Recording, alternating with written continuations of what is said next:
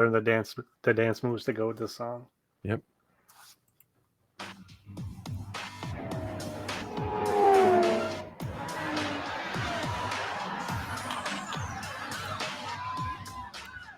Well, you look the part, but let's see some of your moves.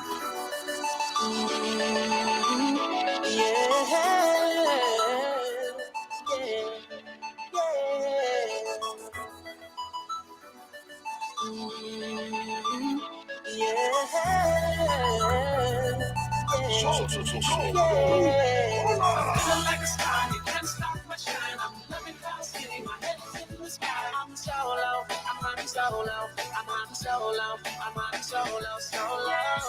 Yeah, I'm feeling good tonight. Finally feeling free and it feels so right. Oh, time to do the things I like. Gonna see a princess, everything's alright. Oh, no job but an answer to. Ain't a fixture in the palace too. No, and since the carpet nights off me, I'm living life now that I'm free. Yeah, time to get myself together. Now I got myself together. Yeah. Now I made it through the weather. What? Welcome to Star Wars podcast. I'm so happy that it's over now. The pain is gone. I'm putting on my shades to cover my eyes. I'm jumping. There we go. Hang on. Still got sound flying out of here. Gotta put a cork on that thing. I thought I would have it. I thought I'd get it down, but So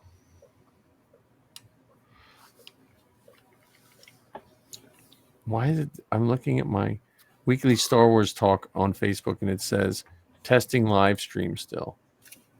What is wrong with this? Well, you could say this is just a long-term test. One that will never pass. Yeah. Here, I don't know if it lets me. I don't know if it lets me change the title. What's wrong with it? Oh, here we go. Will it? Cross your fingers. It looks like it does. All right, let's see if this works. There we go. Wonder if we're gonna have any of our regulars on tonight. I don't know. It's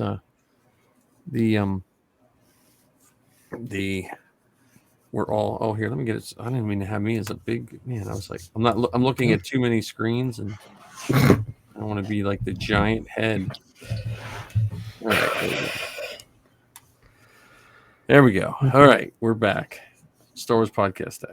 So I listened to both of your guys' podcasts, so I did listen to those.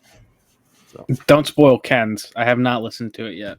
It's there's 40 items, so it's a good. Plus, though I will say I think he fudged those numbers a little bit. I think I count like 45, but Well, the contribution from friends don't count.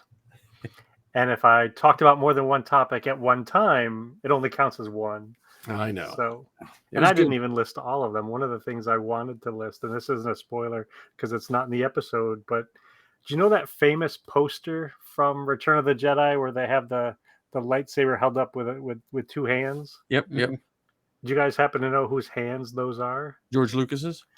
Yeah. So he actually modeled for the artist. Yeah. I thought that there was a pretty neat little tidbit of information that I didn't include in the podcast that I put out for Star Wars Podcast Day. And John, yours is phenomenal for many, many, many levels. Just so I got to talk about John's right away. So it's not really spoilers, but it maybe. But I felt such such camaraderie with your father. Mm-hmm.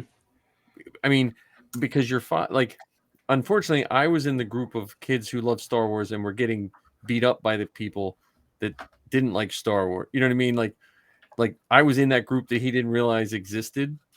Yeah.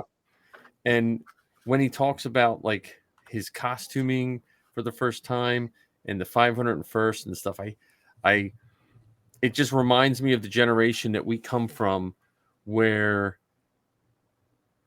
you when you did those things, you were looked upon like a weirdo by like parents, because they were just like, well, get a job, go work in the factory. You know what I mean? You're like, it was like as soon as you turn 18, no more fun stuff. Just go get a job, you know. Right. And so I'm so happy he found it. I'm so happy that he gets to do it with you. It was so neat to hear that, like passion of Star Wars and this, you know, see it, because to see him go to a con, you know, like I wish I would have known him in like 1980 something. I could have taken him to a con, you know. Well, it's all the more reason now that we have to get our rears out to Ohio and troop with the Scalises. Absolutely. It's just such a that's going to be one of those episodes in a couple years when you're going through and either retooling stuff or changing something, and you'll hear it, and it's just like it's preserved forever. Right. Yeah, it's like a nice little time capsule. Yeah.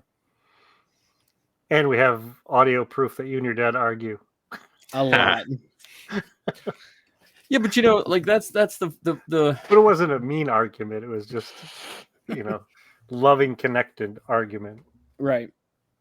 Can I tell you what I think the funniest part of the episode was for me? What's that? Not all the references to, I think you should talk to Ken, but the fact that you have a cow named Mr. Binks. Yeah, that's it. Yeah, that's pretty good. That is good. Yeah, we have a cow named Binks. We have a sheep named Leia. And I don't know if we have any other Star Wars named animals. My mom usually likes to crack down on that one. Well, I'm still waiting for your mom to go as a handler one time. Not a chance in hell. I understand, but you never. No, I think if we would have had this if we would have had this conversation with your dad in a costume a year ago, what would you have said? You know what? Good point. Touche. Because I think we might have said you might have said something pretty close to that. Mm-hmm. I really think our inn is going to be a fundraising event for the animal preserver. That's a good point. I tell you what a lot of the costuming groups are missing right now is they're missing handlers that can take good pictures. Mm-hmm. Because there for a while we had tons of handlers, and then I don't know what happened, and now like it used to be there was just you'd go to an event and there would be 100 photos that you would sift through. Like you would go on to the mission report and you would just oh yeah, I remember that and I remember that, and I feel like that's kind of lost because I think it's just not as many people bring as many handlers. Like we used to have as many handlers as we did people. The man, the myth, the legend. I can't hear it. There you go. A surprise guest. What is this guy doing here? I loved your episode. Oh, you did? All right. Yeah, absolutely. I try to be the comic relief and the best car buddy. No, I found myself smiling the whole way home from work. You know, and after spending a day with middle schoolers, that's usually hard to do. That's awesome. Now I'm just on break for like a few minutes from my real job. So now, did John give you the link I sent you so you can listen to Ben Mendelsohn at Steele Saunders' house yet? Yes, he did. Okay. I watched the trailer of it, but I haven't watched the whole episode of it yet, though. Did you order your fake feet? I did not because I'm still freaked out about that. They are creepy, man. No way out thing or one way out thing. On program, yeah. So I know. I mean, he's dying to do it, but I don't know because it's the feet. You know what I mean? I don't know. Is there something about it's the whole feet thing? It'd be different if we were actually barefoot, but that wouldn't work in public, obviously. So. Are you feet phobic? No, I just those fake feet look weird. I don't know. There's something about them, but we could airbrush them. You know, airbrush them. Yeah, we'll just weather it. Yeah, battle damage. Okay, there you go. I'm gonna ponder it some more, and we'll see if one way out is gonna work. And I liked your Ford Falcon reference too. I do that. I probably do that once a week, and not a single person has gotten it yet. Yeah, the Falcon reference. So I'm going to try what he said. I'm going to do the coaxium. Yeah, there you go. Yeah, those require coaxium, don't they, as a fuel additive? And you'll tell the Emperor as such? I'll tell the Emperor as such, yes. All right, I got to get back, gentlemen. Hey, thanks for stopping in. Yep. Speaking of get back, I'll be right back. Director Krennic. Everybody. That was our Director Krennic. Yeah, John, that was, and then I don't know if you told him the Ford Falcon references. I didn't. I'll have to remember to tell him, because if he looks again, because when I first saw Solo and I was like, that dashboard looks like a Ford Falcon, because we had the Ford Falcon and my cousin and I ripped the dash out, like, because it was just a junker. So it was just and it has the two rounded ends. It's crazy. Yeah. And Ron Howard or whoever started that movie, I don't know like what scenes Ron put in or who had what, but the references were pretty cool. Yeah. But that was a good episode. I mean, that's I'm happy and I hear him talking, and we have Chris Freed, who's doing a Death Trooper. He's about 6'4". And he's doing it's all done other than the like little greeblies and stuff like that. Yeah. But he's moving to Missouri. Because I was trying to get him I was trying to get him to do the Matt's shoot, just have a Death Trooper there. Yeah. But he's like, I might be moving by then. I was like, oh. Damn, we're so close too. I know. Yeah. So I'm hoping I can convince him to come with me. So yeah, that'd be a fun trip. Yeah. Unfortunately, right now though, my employment is in flux. So what's going on? Are you just they're closing our theater on Sunday. Oh. So yeah, so now I'm trying to figure out. I'm at least employed through the end of the month. Yeah. So, but are you looking westward? Currently, lightly. I'm think. Talk to Zoe. I'm telling you, because I told her she has to start getting this plan settled. So. Yeah, because I think like if it comes down to it, like I'll probably just start clearing assets and wiping debt, and then just start fresh and pack up, move out westward. Well, she's shooting for June. When I talked to her last, because I said, look, you just got to give yourself a date. So she's shooting for June, mainly just because celebration, Right. But I had my favorite friend that works at Lucasfilm messaged me the other day. We were back and forth, and he was like, "Hey, what's her degree in again? Because I'd like to help her." I was like, "Here you go. Here's what her degree is in." Oh, look, here's her resume. Planning on coming in June. You don't have to ask me a half a time. Right. But no, it's I don't know. The Star Wars podcast day, I was amazed at how pumped I was about it, and the Georgies, like that. What a way to kick it off, right? Though I wish they would put them on YouTube or something. I'll let you use your influence on that one. Well, no, mainly because believe it or not, I have a bunch of people that don't have Facebook. Whether they're like younger friends of mine that just don't use it, or some of like people, my friends that are just like curmudgeon and like, I don't need Facebook, and so I have no way to show them. Yeah. I had because I know when we were talking through it, I thought we were, when I say we, the forces behind Star Wars and the Rad Batch, I thought that was going to be the first one that we put up on YouTube, and maybe it will be. I just don't have a sense of the when. Yeah, because I was going to ask and just throw it up on my YouTube, but I didn't want to, take any numbers. When I read your text, because I was like, hey, me and yesterday, the other thing that threw my podcast day off, Marty came over and we were casting helmets because I got an order for some clone pilots just out of the blue. So I cast some we're casting pilots. So I didn't have my phone on me because I learned the hard way. Don't have your phone on you when you have resin flying.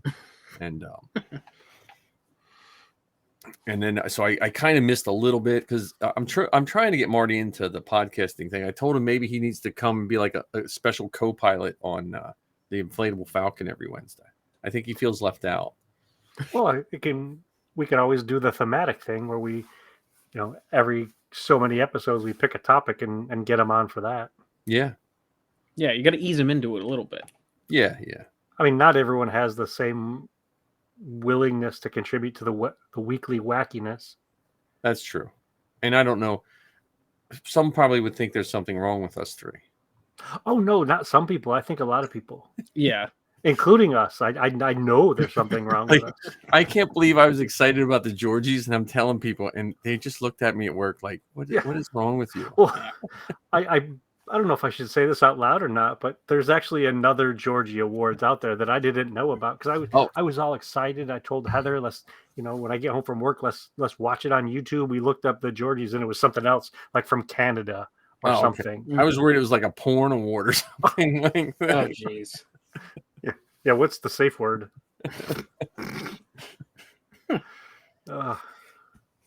And then I'm still working on the comedy routine and the comedy thing. We got to figure that out because I'm getting into this time. This winter is like flying by. Like it's almost the middle of February. Well, let's pick a date. Yeah. Well, let's think about picking a date and pick a date. Well, what's next? Is next week Valentine's Day? Yes. Okay, I can't podcast on Valentine's Day. Is it Tuesday or Wednesday? It's Tuesday. Tuesday is Valentine's Day. Okay. Missy's extremely understanding about millions of things, Star Wars and all my nonsense, but certain things I'm gonna. But I'm good. Are you trying to say you don't love us? What the hell? Not as much as she. You know what? She's been with.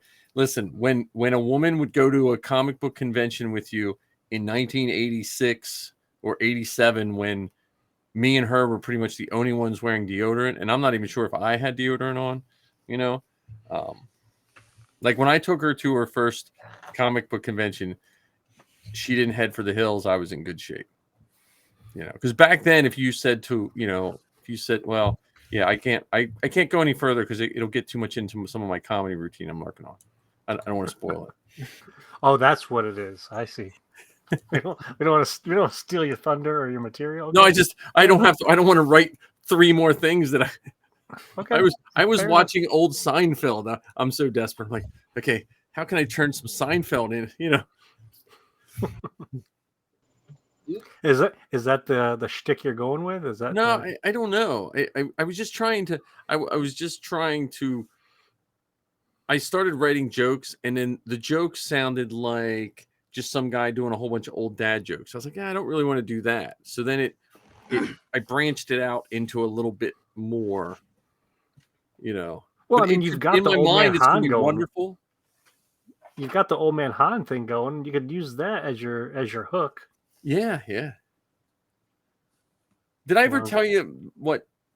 We were sitting at Marty's house one day, and we were talking, and Missy was there, and they said, "Oh, yeah, Mike, you could do Old Man Han," and she's like, "Oh yeah," and then they said to Marty, "Oh, you could do Anakin." She said, "Oh, you could do young Anakin." I was looking at her like, "Really? I can do the old man?" And Marty's like, he's only like 2 years younger than me. Can do Old Man Han. I mean, he could do young Anakin. Come on.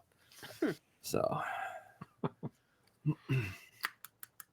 because that could be your shtick, and it's filled with, bad dad jokes. I just be grumpy. Like, can you mumble? Are you a good mumbler? Yeah, I can mumble. Yeah. I can complain about being in Star Wars. Yeah, Chewie, welcome home. Yeah. I couldn't remember about. No. But yeah, back to the podcast. Like I listened to you guys. Yours was awesome. John's was awesome. Like I said, John, yours is like a classic in so many ways. Like it made me happy about the 501st. Because depending on where you are in the 501st, you can get sidetracked into nonsense and you forget why you get in. Because would it be my 16th? My 16th anniversary was January 17th of being in the 501st. So 16th, yeah, 2007. Is that 16? Yeah. Yep. 16th anniversary. So, and I only remember it because I got approved on my birthday. not by any. Just they're like, you're in. I'm like, hey, wait, it's my birthday, so I'll remember this date. So it's my 501st day. Yes, 501st day. I wear five. I wear my TK number on my sleeve at work all the time. Drives my students nuts. They're like, "What's that mean?" Nothing. It's my prison shirt. I've run into 2 students whose parents are in the 501st already. Really? Yeah. Because one girl's like, I think you know my dad. And I'm like, what's his name? She told me him. I'm like, I don't know. He has a Boba Fett and he lives. Oh yeah, I know your dad. she described. Like, oh yeah, I trooped with him, but I didn't put 2 and 2 together, you know. So the small world we live in. Well, one thing I absolutely positively loved about your show, John, was, and back to what you were saying, Mike, about the 501st. So often we do hear the grumblings and the negativity and the frustrations, and it's so nice when folks who are in the group actually experience fun stuff and enjoy being part of it and don't get swept away into the nonsense. Right. And the fact that your dad is so excited about being in it, I mean, that's absolutely positively wonderful. I'm envious and jealous and so excited for both of you. And I can't wait to hear about Friday. Your dad is blast. I know. He's super pumped. Do you have his first troop sign already made up for him? I think our CO does. Okay. So if not, you know what? You should make one that says first troop as father and son. That's a good one. There you go. Because that's usually ours was written on a Sharpie on an old pizza box. So it'd be like grease stain. Congratulations, first troop. Someone's holding a pizza box up. Come on, man. We've learned that Ohio does it better. Yeah, the Ohio garrison's where it's at. Yeah, my first troop was scary because it was a Make-A-Wish. And Missy didn't troop. Like, we didn't know anything. I didn't know anything really about the organization. And I went kind of like you did, John. I went kind of in blind. And I'd only had my armor on once before, and it was all Velcroed. Like, the pieces were like, if I moved my arm, like the first or second time I was trooping, I could feel my butt sliding down because the Velcro came off. Oh, and by the end of the night, my butt was halfway down to my knees. So, but yeah, that should be a lot of fun. Yeah, hopefully my hat finally leaves the UK here soon. Because I would love to get a second costume approved. Your ISB hat? Yep. Yeah, because we have a St. Patrick's Day parade coming up, and they were like, yeah, it could be nice, or it could be like St. Patrick's Day last year, where it was 60 degrees the day before, or it was 17 degrees in a blizzard. Yep. On St. Patrick's Day. So I'm like, well. If it's 60 degrees, I'll do ISB. If it's snowing, I'm obviously going to do Kylo. Well, yeah, because we used to do the Mummers New Year's Day, and I wish one of the groups would pick Mummers Day up again, because the Mummers parade was always fun. Because it's one of the few parades where I think half the people in the parade are drunk before 7 a.m. Or at least still drunk from the night before. Right. And so they're just like a happy group of people. Like, it's just, because I've done 4th of July, and man, that's when I took all the E6000 off of, the E6000 off of my TK, because the E6000 just started falling apart in the heat. From high-fiving kids, my TK armor just started separating, So back to podcasts. Right. What's the first Star Wars podcast each of you listened to, if you can remember? I think for me, it might have been Star Wars in Character. Okay. Do you remember about when? If I had to guess, it might have been 3 or 4 years ago, because I do remember going to a celebration and bumping into one of the guys from the show. And then after that, or maybe before that, Star Wars in Character one of the things I enjoyed about it is they would pick an obscure item or an obscure character, and they would go through the Wikipedia, the backstory of these random folks that we saw in the background of all of these movies. And I don't know if you guys are aware of this or not, but I love the background characters in all of these movies. And bumped into one of them at a celebration.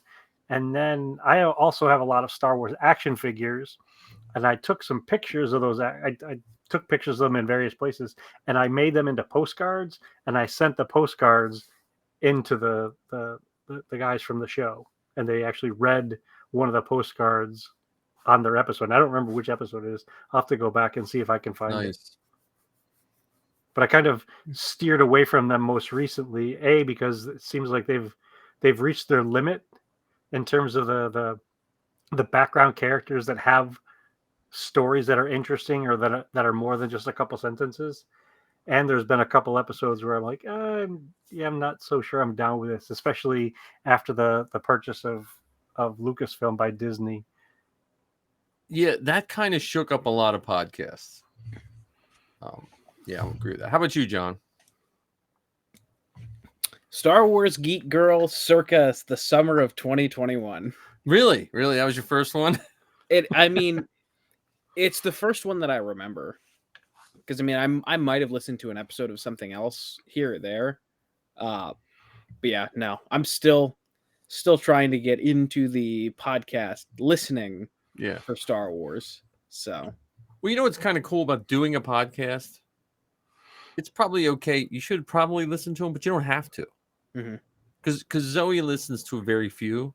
Because if you listen to too many, you can wind up just accidentally repeating what other people say just because that's what you've heard. Like, right. But because my first one, I taught podcasting like in 2003, right? But I never really listened to them because it was just such a pain to listen to them. Yeah, like cars weren't really equipped with ways to. In 2003, it was still cumbersome. Like you'd have to download it unless you wanted to pay for your, you had limited phone minutes and all that kind of stuff. But I think one of the first ones I listened to was the 501st cast, maybe. Like one of their first ones because I was in, and I think it was one of the first ones I just happened on. And then whatever Justin Bolger's, I forget what his original podcast was. He works for Lucasfilm now, but he used to have a podcast too. So that was, Ken, when you were in Orlando, did you go to last Orlando Star Wars Celebration? Yes. That was 17, wasn't it? Yeah. That's what the shirt's from. Oh, yeah. Okay. I'm just wondering, like, I was going through my 2017 Orlando pictures just to see if there's people in it that I didn't know then that I do know now. Because I was looking for, because that's what I was wondering, because I was like, I wonder if Ken was there, because I was taking, like, because I had Sabine there and I had Ketsu. Yeah, it was definitely before we really knew each other, because we didn't. Yeah. I thought it was like 2018 or 2019 when probably 2019. Because it was like, I think it was like it was right before COVID. Yeah, it was the summer before COVID, because it was when Zoe it was right before her going off to college. It was like it was literally like that August, I think. Yeah, so there is a possibility. I have to go now that you say that. I should go through my celebration pictures to see if I got pictures of Sabine or Ketsu or Mike Hinton or something. Well, if you got Ketsu, because she's, as far as I know, Safi's the only Ketsu in the world right now. Full Ketsu. There's some people with helmets, but I haven't seen anyone in a full Ketsu yet. So when it comes to a Star Wars podcast, what do you look for in a Star Wars podcast other than the topic? The host, 100%. If you don't interest me as a person, I'm not going to listen to you for an hour. Yeah, it has to be like the host is important, because like right now you have Bad Batch, every other podcast is doing a rehash of the Bad Batch, which is fine. But if I don't like the person, I can't. I'm exactly like John said. I have to, and I have some like I listened to Sal for a year or so before I really met him, because he was on Making Star Wars. He was on Making Star Wars. It's just he would do like the first half of the show, because when they went into spoilers, then Sal would always leave. So I literally would just listen to half their show. I just liked Sal's take on things. I liked his personality, and then that's what got me hooked. Then Steele was on Making Star Wars, and that got me. That's how I met Steele. And then it was, and I went with the people and left the show that I met him on. If you want to,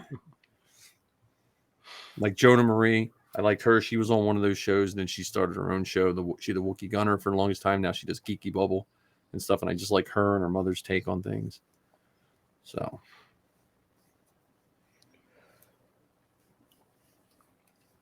what about and then you? I branched off now. So it's podcast day, Star Wars podcasts. Have you branched off? Are there any like Star Wars adjacent podcasts you listen to? Not yet, no. Because I met Holly Fry and Brian Young and Mike Pilot did Full of Sith, which then sent me off to Things You Missed in History. Yeah, Stuff You Missed in History. And then that's actually one of the few live podcasts we ever saw. Me and Zoe went up when they did the Gettysburg episode. We went and sat in the audience and listened to a live taping of the Gettysburg show. Now, also, I'll admit I've listened to like one-offs. Yeah, but not that I would like another one that they do. I think it's called Faux-Authentic History or something. It's very that similar. One I couldn't get into. I tried. That one I couldn't get into. But I'd listen to like an episode here or there. Yeah. But nothing consistent. So my drive one way to work is about an hour. Mm-hmm. So I have the benefit. I could listen to two podcasts depending on the show. I could listen to two different podcasts in one day, right, just based on traffic alone. And in the summertime, Thursdays and Fridays, my commute home, because I'm close to the Jersey Shore, it could take 90 minutes. Yeah. So I will usually stick to Star Wars podcasts for those. And to get to what you're saying, John, yeah, I agree that the hosts have to be interesting. It can't be, for me, it can't be overly redundant. So to your point, Mike, earlier about the folks who do the breakdowns, I turned on one show recently, and I'm talking, it was minute by minute by minute. It is almost as if they were simply reciting the show from start to finish. And I watched it, so I don't need you to tell me what happened, because I saw it happen. And then the other piece to this, and this is where I do sound snobbish, and I apologize. If they're overly snarky or mean or condescending towards the makers, towards the material, I'll shut it off in an instant, and I won't give their show another listen to, because I don't want to spend an hour or longer listening to someone just heap piles of poop on the people that have spent so much time and effort into creating something out of enjoyment and entertainment. Yeah, I agree. Mm-hmm. Yeah, because I know for me, just because there's no way to tell really if you're a successful podcaster in some ways, because it comes in cycles and waves. Like, I have badgered many a folk to be on Zoe's show, and then but then you'll get a call when you didn't, like the girls that have only been a couple months in, and they get a request to go do an interview with Vanessa Marshall. And then on top of that, then they got a one-on-one with her. And then she, and that wasn't one of the people I badgered, and then I think if you stay in the game long enough, everyone will get their little bit of whatever at one point, and it easily goes away as quick as it comes. And I'm just happy for that, but I'm not going to waste my time on a podcaster. If they start if they start bashing it's like when I used to years ago when I first started listening, they started going on a rant about Jar Jar, that was almost like a red flag, because that was like the low hanging fruit, as John and those guys are saying on his podcast. Kept making me. I know this is terrible, but I kept thinking of like that was almost like a euphemism for like Chewbacca not having pants on. I was like, what? Different Malu runs, man. Different Malu runs. But no, but if they started going on a Jar Jar rant, then I was just like, yeah, this is probably not going to be the show for me. Or if they started going on a rant about how Disney ruined Star Wars, or there was nothing good but the first three, like I was just like, Well, especially because I've heard some shows, talking about the first three, they'll say they were never as good at that as the original, and then you find out that they themselves were born in like 1987, and so they never saw the original that was in the theater anyway. So what they're talking about isn't actual and factual. So you're phony baloney. Well, and if you've put any minimal amount of research into what George Lucas was doing, some of their narratives don't run true to what they're saying. I mean, I still feel bad about hating Lando, and that was just because he got Han frozen. And some of these people were like, they're borderline, like cuckoo. Oh goodness! I mean, look at what some of the more recent stars have gone through. Yeah. Oh. Whether you're talking about Moses Ingram or Kelly Marie Tran or John Boyega, even Daisy Ridley got her fair share of negativity, and I don't have time for that in my real life, like in terms of walking down the street or whatever. I don't want to consume entertainment where that's the focal point. I don't even like watching movies that are too overly dramatic and negative. Like I'll watch a cartoon before I put that on. But my favorite feud, here's my favorite feud of all time: John's dad and Battlestar Galactica. That is the best. That is the most loyal Star Wars fan I have ever seen. That he is not, Wait, what? Hold on. I'm confused. Wasn't it your dad? No, wait a minute. I'm thinking of someone else. You're thinking of someone else. Oh, no. Who was against? Who was I listening to then that won't? It wasn't your dad then. I must have been listening. I've listened to too many Star Wars podcasts. Do you have a different father, John? I don't think so. No, it's not your dad. No, but there was someone. Who was I? I was listening to some podcast. Now I got to go back and look through what I was listening to. There is someone who will not watch Battlestar Galactica because of John Dykstra. Yeah. And I was thinking it was your dad, but now that I'm saying it out loud, it wasn't your dad. Now I got to think of who. Now I got to look through my podcast now. I was thinking it was John's dad all day. No, my dad loves Battlestar. Okay, good. Especially the reboot because Bo-Katan's in it. Oh, yeah. I can't wait till your dad. I picture in a couple years, John and John running the Ohio Garrison.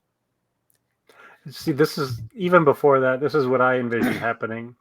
And do you know of any of the celebrities that are going to be at the event the event this weekend, John? Or is it just a 501st kind of thing? This one's just like a 501st thing. Okay. So I'm envisioning the two of you going to an event in costume and to have one of these Star Wars celebrities say, "Wait a minute, can I get a picture with you?" Like I want your dad to tell that story after it happens, because that sort of thing does happen. There are times where the celebrities are walking around or getting lunch or they're with their handler or whatever, and they'll stop and say, "Wait a minute, can I get a picture with you?" Mm-hmm. And I want to hear your dad's response to that. And I bet he'll be giddy like a 16-year-old getting their first car. Yeah, one of the last times I was at Steel City, me and Marty got pictures with every celebrity because they wanted pictures with Chewie. That's not a surprise. We got that's low hanging fruit right there. I know. we got Tony Danza came out, the Sergeant Slaughter, the guy from Cobra Kai. Like we were just walking, and they come, and I was taking pictures. They come up to me, hey, can we get a picture? Can so and so, can Eric or whoever it was, and then they come running out and get a picture with them. All these people their line would have to wait while they ran out and got a picture with Chewie.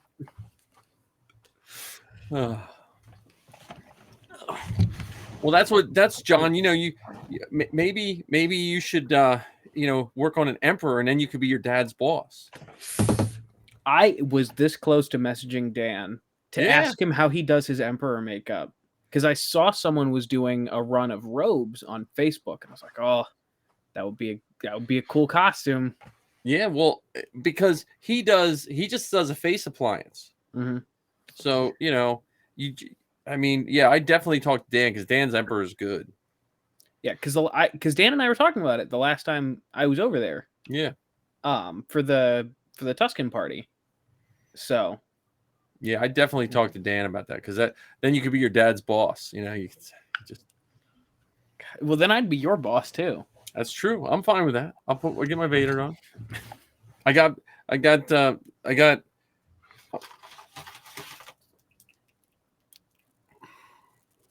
my lights for my Dejeric table done. I'm slowly getting all these jobs done. You guys got to start putting on your turn signals when you change lanes. No, but I was thinking, because everything is leading me up to get Vader done.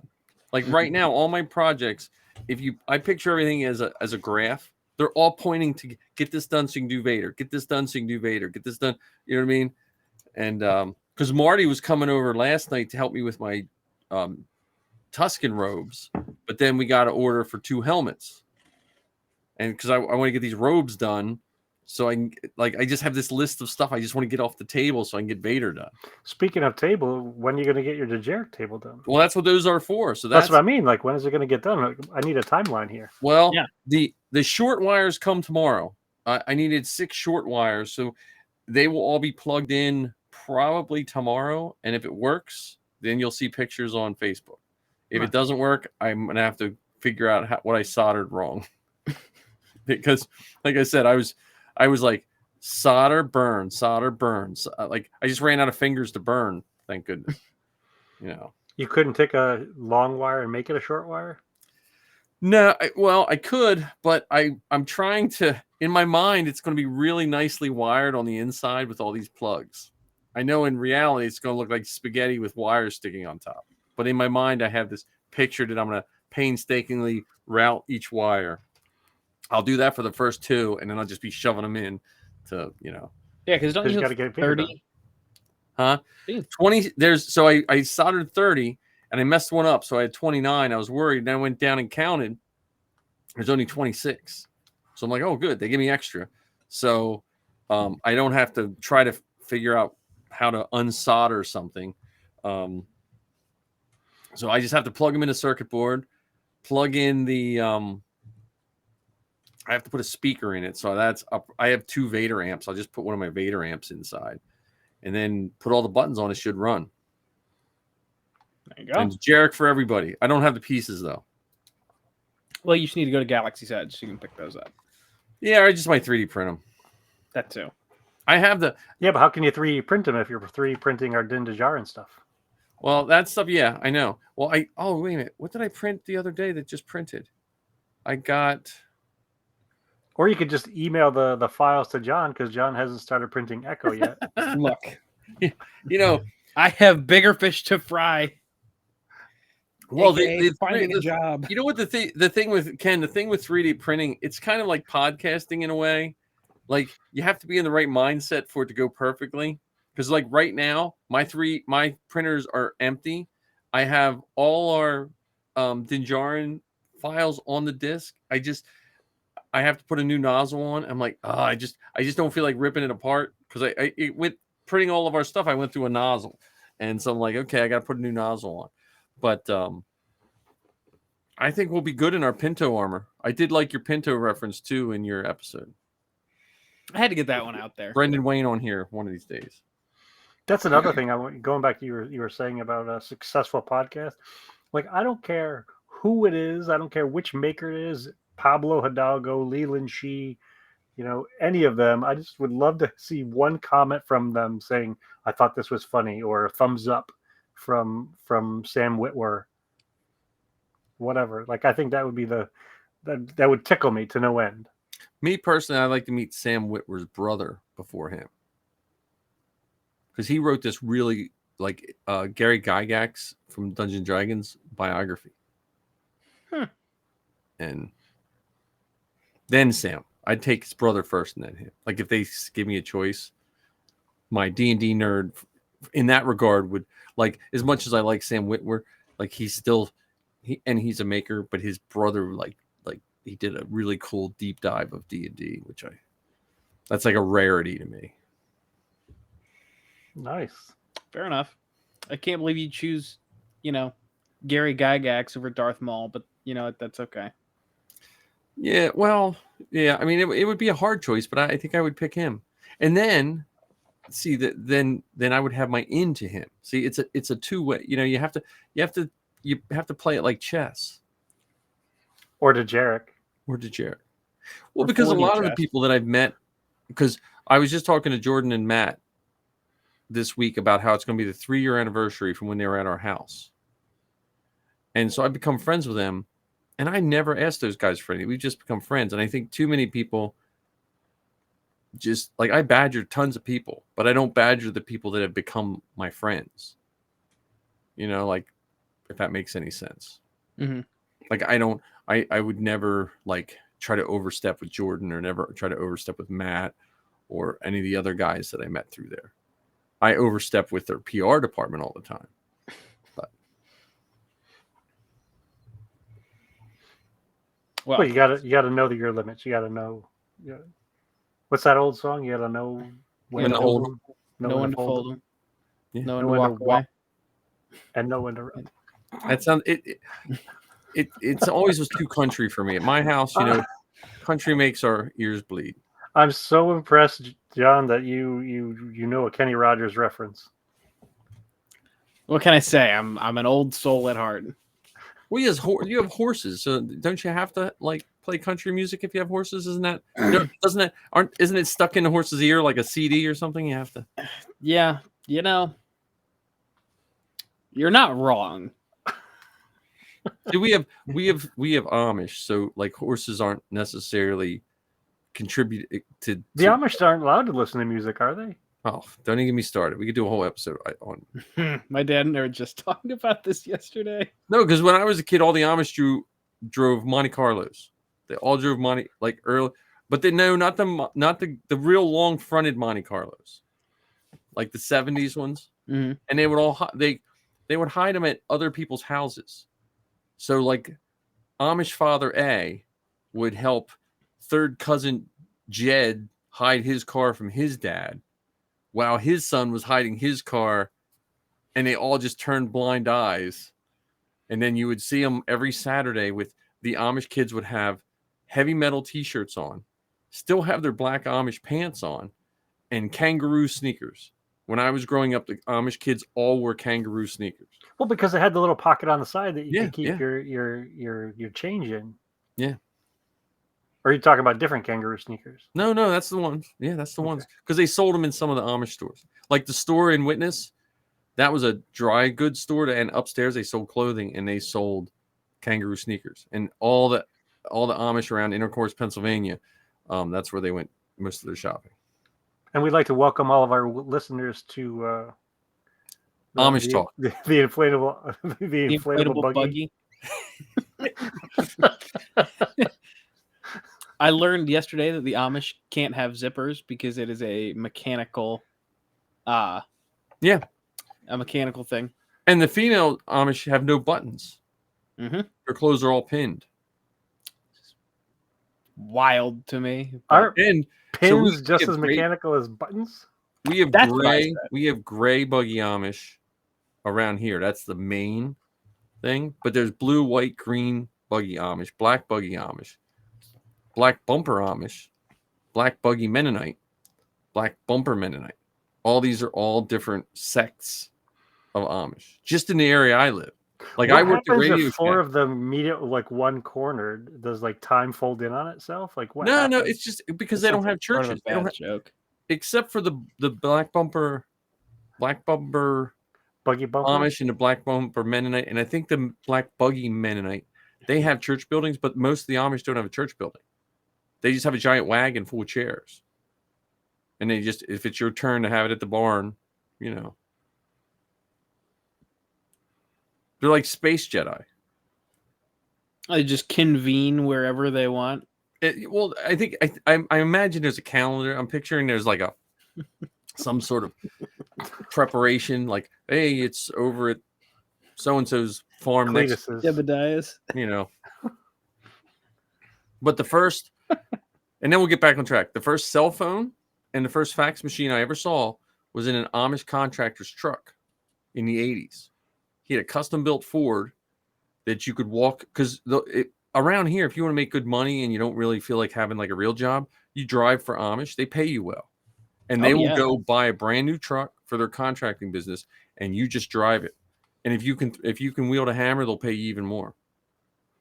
And he had a fax machine and a cell phone, like a bag phone, built into the back of it, and that's what he did his contracting work. Wow. Because the Amish, at least their main, it was the wire coming into the house. It wasn't the actual phone itself. It was that physical wire. So a lot of the Amish will have generators run by propane. Well, you can't grow propane, but it was that there was like a superstition of that physical wire coming into your house. So the Amish around here used to have phone booths out in their field. You just see this weird like boxy shed, and that was their phone booth out in the field in the 80s. Do they have Wi-Fi? Or well, no, that's what's hurting their faith right now, is because of that. Like now, a lot of these Amish kids will get like burner phones or hoe phones or whatever you call them. You know, when you like buy like a by the minute phone. What do you call them, John? Hold on. Did you just call it a hoe phone? Yeah. Oh my god. Yeah, we need to come back to Star Wars podcast. No, but it's not, what are they supposed to be called? It's just a burner phone. Mike, you are taking us down a path that I cannot follow. I'm sorry. I think I just killed John. That's just what we always called him. I'm sorry. Sorry for my listeners to calling phone, you know. Anyway, back to podcast. I think what I like about podcasts, you guys can tell me what you like, but I think the accessibility to podcasts, like even the bigger podcasts, they're just like us. You know, they might have Patreon, or they might have this contact or that contact, but most of the time they're a message away where you can talk to them in one way, shape, or form. You know, that's one of the things I love about podcasting in general. So just for fun, I think what we could do, there was that list of, like you said, it was 107 for Star Wars Podcast Day. Yeah. So let's, over the course of the next 2 months, go through and pick some of those from the list. So Mike, if you pick 2 of them, you tell John and I which 2 you pick. Okay. I'll tell the 2 of you which 2 I pick, and John can tell us which 2 he picks. We can listen to them, and we'll talk about them on a later show. Yeah, that's a good idea.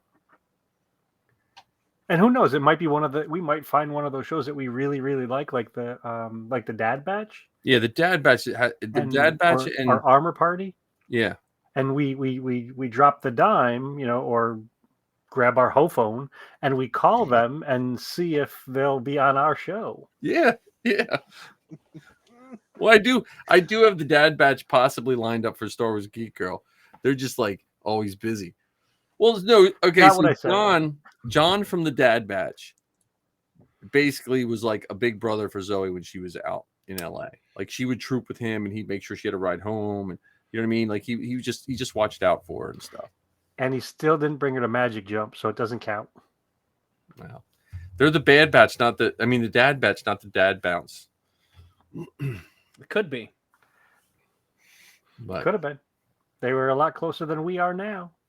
Well, that's what. Yeah, I think I think we're slowly, other than just our whole Ho-phone discussion, I think we are slowly getting the reins on making this be a semi decent podcast. I don't want to, That's a stretch. We're trying. Not after tonight. You know what? We're at least good guests on other podcasts. I'll give it that. Okay. I'll give you that. Because I still have to talk about the Georgies, man. I think everything was aligned for that to how it worked out. Yes, and Steven has some suggestions. He had messaged the group saying for next year he wants to get a bunch of costumed folks involved. So I can imagine Rebel Legion 501st Mandalorian Mercs. I imagine us filming little clips very similar to what he did and sending them to him to cobble together into something. I still think Chewie is a guest, and you just can't understand what he says. Well, not even just as a guest; he's a presenter. Yeah, that's what I mean. Yeah. And presenting the award for, and the winner is. Yes, absolutely, 1,000,000 times yes. But the joke is, we get it, we know what he's talking about, but never explain it. Yeah.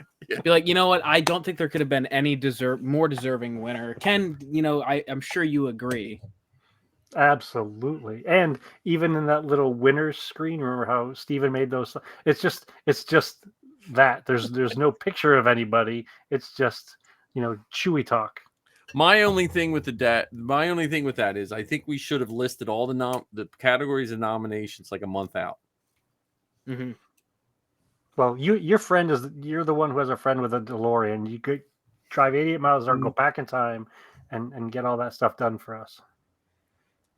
And remind me to make an actual commercial for the show. Yes. Because I didn't do that for this year. Come on.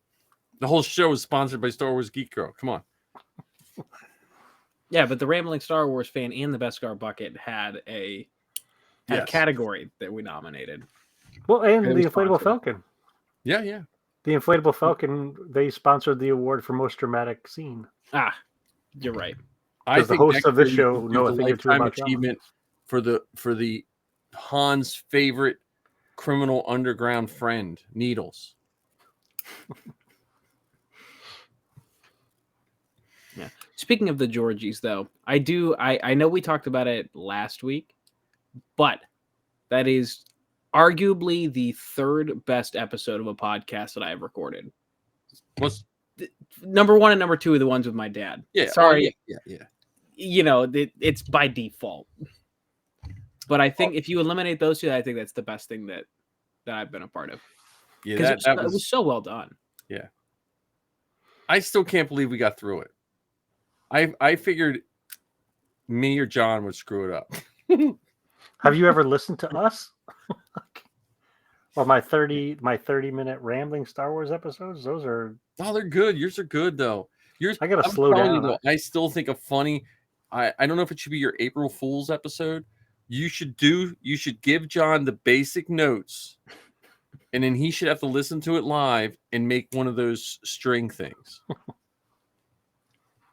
Yeah, it'd be interesting. I'm gonna get a shirt with like all stained pits and your hair all. Yeah. So I'm gonna mention Willow, Bryce Dallas Howard Kazanjian, and Val Kilmer. String them together. I'm gonna have to definitely get up on my my research abilities. But yeah, that was. I mean, I don't know. That was fun. John, your episode was top notch. Your dad will be podcasting in a year. You know that. Yep, 100%. If he can find the time to do it, he's going to. I mean, he's already asking me again, like, hey, when are we doing another episode?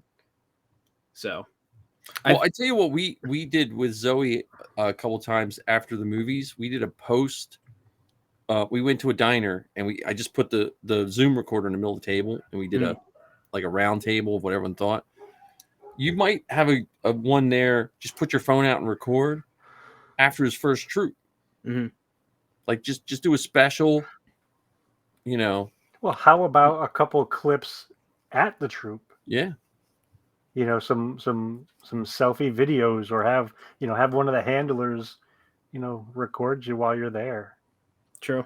Or discussion before and then after. You see, that's what I was thinking. Like, get a video, or just record our conversation, like while we're driving up, and then while we're driving back. And then eventually you guys are gonna run into the troop where you forget one key component of your costume. You went from a character to a handler really quick. Well, I went to Fan Expo the day that Mike and Zoe went up there, and I brought the wrong helmet. Yikes! So I have a finished my Kenix Gar Kabur helmet, and then I have the other one for the Post Imperial costume they're making now, and they're in similar bags. And I grabbed the wrong one and brought it all the way to Philadelphia. Got all my gear on, went to put my helmet on, and no, cannot. Yeah, I forgot 000's head one day.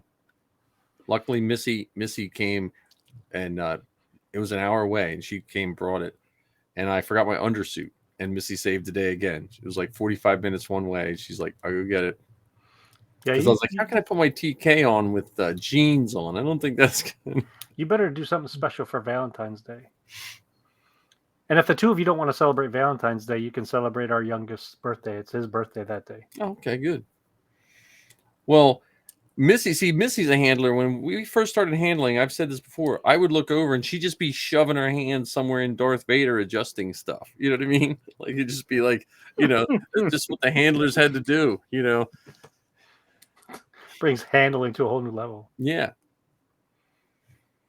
Well, one of the things I enjoy, but when Heather goes with me in troops, she has this gift for getting folks together into a photograph. There'll be people that are, whether it's, a one parent and a kid and all that kind of stuff. And Heather will be like, "Hey, I can take a picture of all of you. Why don't all of you get in? And here's a prop and do this." I've seen pictures of people at events where they're just all standing in a row next to each other. Yeah. And she makes it fantastic. Like, it could be a Christmas card or, a birthday announcement or whatever. She really gets into that. And that's where when you're trooping, and it's neat when you have a handler that's excited about it, because then that puts people's fears aside. Because other than any of the Star Wars costuming groups, your next closest thing that is going to like Disney, where it's not as bad as it used to be, but it's very like, okay, you got to stand right here, don't touch them, don't click, and then next, so yeah, it's very corporate. Yeah, but that's the fun part with podcasts. Like, I like to listen to the mission reports, and that's why, like, with the 501st cast, if you haven't listened to that, John, I still think you should throw your name in the hat of being on that show. I already did. Oh, good. Yeah, I messaged. I think the first time we brought it up, I messaged. I messaged. Oh God, what's her name? Nikki. I messaged her that night. Yeah, because, and then send all your mission reports in. Like, when you finish that one with your dad, put father and son troop, blah, blah, blah, write it in and send it to them. Because they love that stuff. And I love the 501st cast. I like just because it's sometimes it reminds you of why you do it. And you get to, like, one of these days I want to go through all the mission reports, because they always put the number of people that are in the Legion, so you could see how it's grown. And we had a drop off there during COVID, kind of, but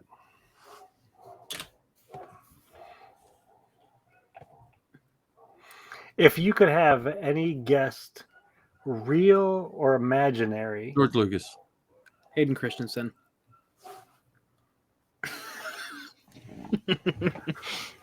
Please continue. Never mind. George Lucas. Yeah. Ken, answer your own question. Yeah. It's a conversation. Frank Oz. Really, Frank Oz? I think it would be fantastic to have Frank Oz, because if you're inviting George Lucas, I don't need to invite George Lucas. Yeah. You know, if you're inviting Hayden Christensen, I don't need to invite Hayden Christensen. George Lucas is like, that's the only Star Wars person that I ever like. If I'm always thankful when I meet any Star Wars person, but George Lucas is the only one that really, like, that's the only one that really matters to me. To me, and I probably never will, but that's the. Well, I would caution you on saying that, and the reason I say that is because it's really, really hard to predict what could or will happen. Oh, I know, but I'm in Bumble Nowhere, Pennsylvania. I'm not. But you don't stay in Bumble Nowhere, Pennsylvania. You're going to London.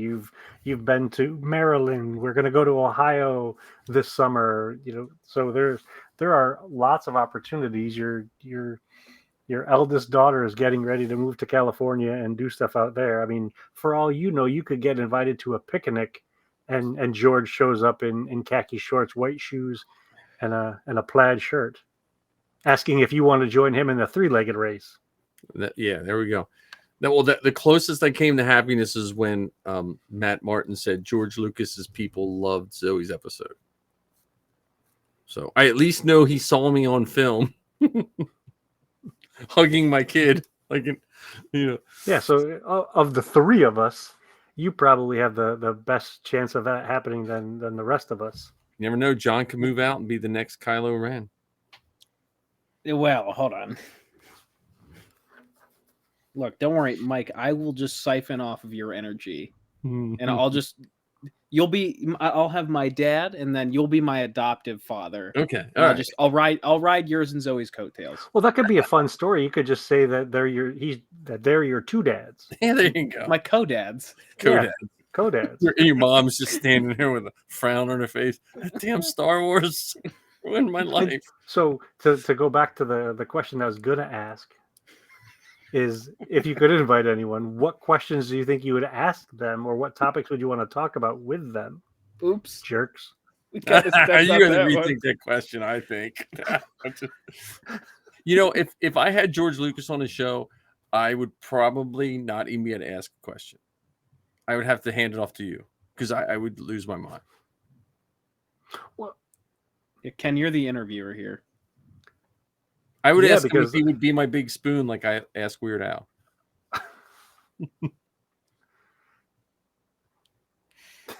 You wouldn't ask him about Marriage Aid. You wouldn't ask him about. Oh God, no.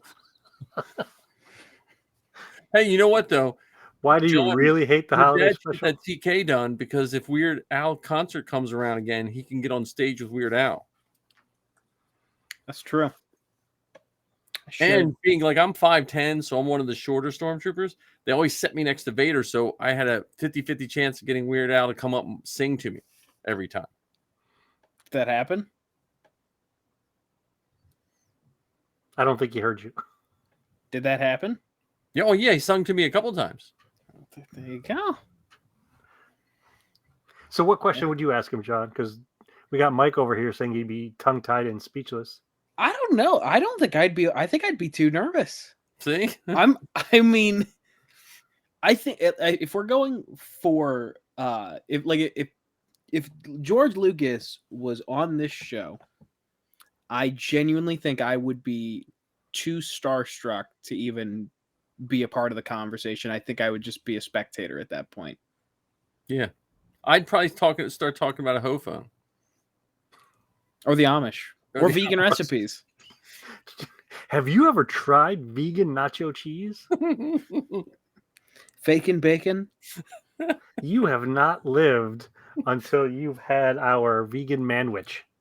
Our sloppy nose. Yeah, sloppy nose. You realize it's made out of potatoes, right? Uh-oh. Hey, Chewy's mad now.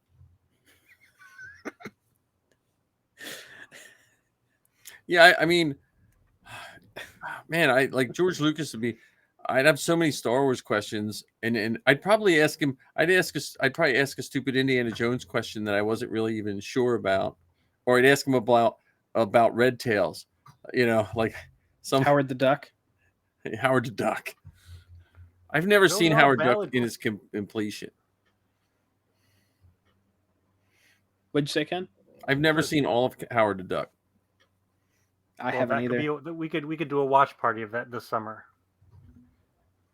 I've never seen any of the like slasher films either. Like I've never seen like Friday the 13th or Nightmare on Elm Street. George Lucas wasn't involved in those. No, I know, and I'm just trying to think of all the films I've never seen that people get mad at me for. I don't think anyone's going to get mad Twice Upon at a you. Time. What? Have you seen Twice Upon a Time? Nope. You mentioned that on your show. Yeah. How about You mentioned Cujo too, and he didn't make that either. That was, well, that came out in 1983. That's why. But how about Tucker, A Man in His Dream? Yeah, because you've seen that. Yeah, I saw that because there used to be a Tucker here in Lancaster at the old car museum. Oh, okay. Strange Magic. I might have seen that in the maybe. That sounds familiar. That might have been. It was an animated one, so the girls may have wanted to go see that. Yeah. What was the one that came out right about when Star Wars Rebels came out? That was a Lucasfilm project. Red Tails? Huh? No, but wasn't there an animated one too? That could have been Strange Magic. Yeah. Then that I don't think I saw it in the theater. I think I saw it. That was the Rebels premiere. I think was the last Lucasfilm event the girls did in Jawa costumes. Because I just started putting together Sabine, and we had to submit pictures to do that. Back then, you had to send pictures to Lucasfilm, and we had to send pictures of them in their Jawa costume.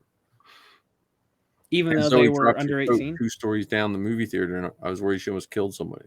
Because it was like we were on the second floor, and it was open, like you could see down. Well, she was a little kid. She picked her toad up and thought it was a shelf, and she just let it go, and it fell all the way down to the next floor. I was like, oh, there we go. You won't be going to any more Lucasfilm events if you kill a kid with a toad. You can't trust Jawas these days. Yeah, it's Jawas. I do miss my kids being Jawas though. They can just be really tall Jawas now. Yeah, I'm a Jawa snob, man. Little kids make the best Jawas. I mean, not to disparage any adult Jawas, but won't they always be your little kids though?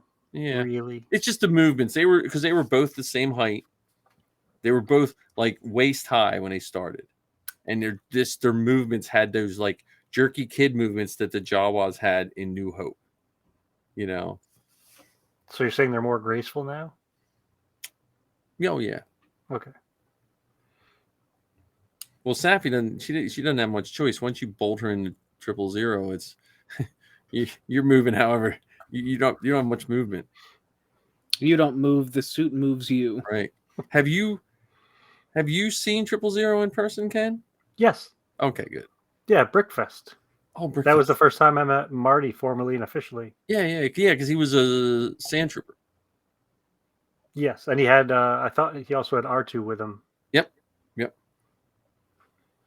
And then Zoe or John and Safi did Steel City. Mm-hmm. So we know that you're going to be starstruck by George. What about Hayden? What would you ask Hayden? He's on our show. What do you want to know? I mean, probably not my opening question, but something to the effect of like, are you aware that like you, the character that you portrayed in these 2 movies, like, are you aware that it has had such a profound impact on people my age that, your Star Wars is what we grew up on. And like, you're my view. First off, I'd show him my tattoo. That's a given. But something to that effect of like, do you realize that like, when I think of Star Wars, I think of your movie. Your scene with Ewan McGregor is the first thing I think of. He's one of those ones I would like to ask a question, but I would also like to tell him that the fans, they liked him. You know what I mean? Because I saw that at Celebration where it was just the wrong small vocal group that just ruined the prequels. Mm-hmm. And then a lot of those guys are backpedaling now and say how much they love them. But like when I first went and saw Phantom Menace, when I first Attack of the Clones, we all loved them. And then someone, it was just this vocal minority that I don't know if they were just more tech savvy with the internet. They just started like just shooting out all the, vitriol. Well, unfortunately, they still exist, and one of the things I find really strange about it is some of those folks who bash on Star Wars now, they'll start getting into like box office numbers and stuff. And I can tell you as a fan of all sorts of movies, I've never gone to a movie and judged its value, its entertainment, its fun by how many tickets it sold. Like, yep. I'm worried about that one ticket. Yeah, the one that I got, and I want to make sure that my seat is not taken by somebody else. Yep. But they've managed to find all sorts of stuff to pad the narrative that they wanted to say about how bad something is. Yeah. And I think if I had Hayden on the show, I would definitely follow that path and say, what is it like now? Coming back to it, having so much space in between the things and experiencing it as an older adult and a member of the Obi-Wan Kenobi show, because you're there with similar people. Yep. And it's a different time. So what was that experience like?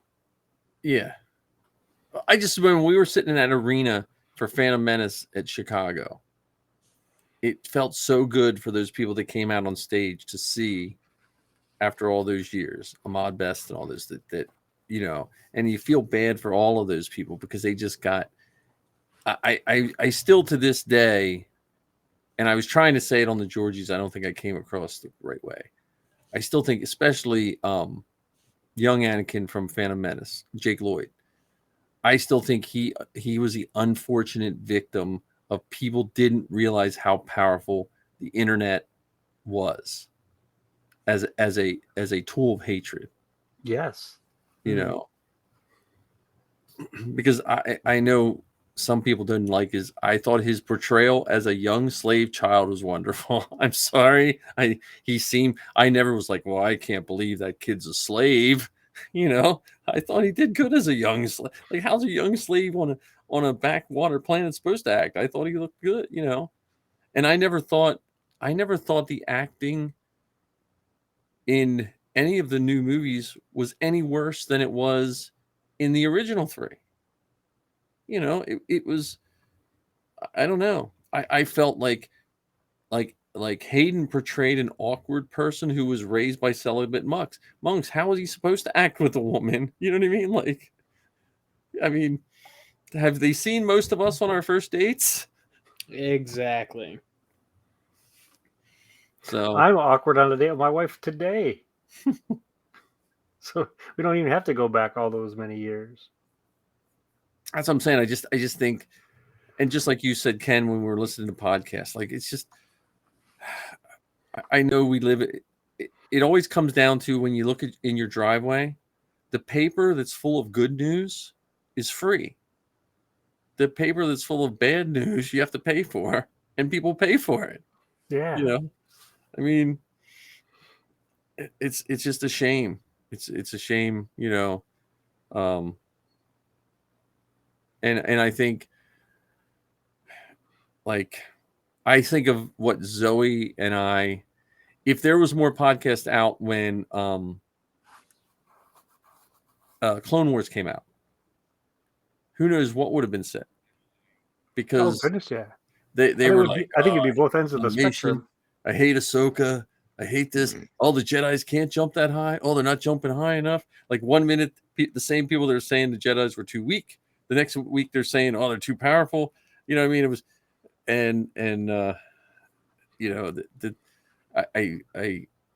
I don't even want to classify those people as fans anymore. They're professional critics or unprofessional critics, whatever you want to call them. Yeah. Mm-hmm. They just have a vehicle to share their voice, really. Yeah. And I'm looking forward to that moment in time where we get the sequel trilogy renaissance. And I hope that it doesn't take 20 years. Yeah. As much flack as the Disney era Star Wars movies have received, I am hoping that there will be more folks who will, like John said, come out and say, that was my Star Wars. That was the first movie I saw with my family, or that was the first character that I dressed up as, or the first character, fill in the blank. Yep. For me, the one of the most powerful parts of the Disney movies, the Disney Star Wars movies, those were the first movies that I went to see on opening night with my family. Yep. Same here. So we got the tickets, and in our house, we'd get the tickets for the family. They would go home after the first showing, and then I would stay to watch it again. And we didn't do it for everyone, but I think we did it for either 3 out of the 5 or 4 out of the 5. I know we didn't do it for The Force Awakens, but for the other ones, I definitely remember doing it. Even to the point where it might have been The Rise of Skywalker. I had to leave halfway through the second showing because I was sick. I was not feeling well, and I actually crawled over the seat to get out because I was in the middle of the row, and I didn't want to walk by everyone, so I just turned around, stepped over the seat, and left. But that's one of the most memorable things from the movies was our family went to opening night for every single one of them. Yep. And we enjoyed every single one of them, even though our oldest child almost got us murdered. So we were coming out of we went to the opening night of Force Awakens. We were coming out of the theater. We're in the lobby, and he just turns to us, and it was a full Homer Simpson kind of thing. Like, I can't believe they killed Han Solo on opening night. So I just remember putting my jacket around, and like, we got to go. Like, you're getting pelted with. Like, we got to get to the car, because he didn't mean anything by it. He was a teenager at the time. Yeah. Might have even been younger than that, but. It's those kind of things, and I get excited to hear the stories from the kids when they're not kids anymore about how they enjoyed it and what it meant to them. Yeah, well, that's how it is with the TV shows now, with the